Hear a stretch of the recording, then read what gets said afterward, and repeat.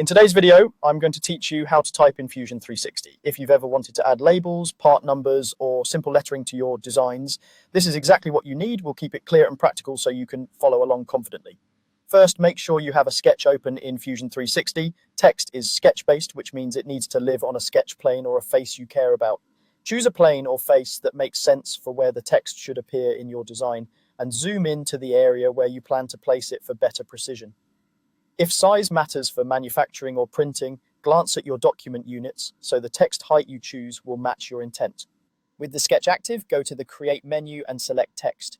This is the dedicated command that places editable text within your sketch. You'll see a text dialog appear when the command is active, and you'll be ready to define exactly where and how your text shows up.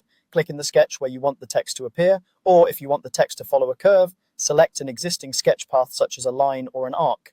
Clicking directly in the sketch is great for simple, straight text anchored to a point. Choosing a path is helpful for wrapping text along edges or around circles, like for badges or dial markings. If you pick a path, you'll typically see additional options for how the text sits on that path. Type your text in the dialog, then choose the font, size, and alignment.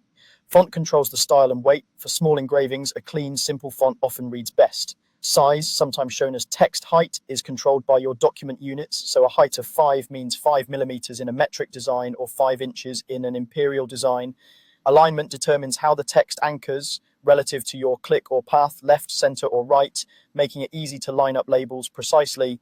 Take a moment to preview and adjust until it looks right. If your text is on a path, you can usually flip or offset it to fine-tune its position. When you're happy, click OK to place the text and then finish sketch. Your text is now part of the sketch and will update if you edit it later. Keeping it in a sketch makes it fully parametric, so you can revisit the settings and tweak the wording, font, or height at any time as your design evolves. That's all there is to typing in Fusion 360. Simple, flexible, and ready for whatever you build next.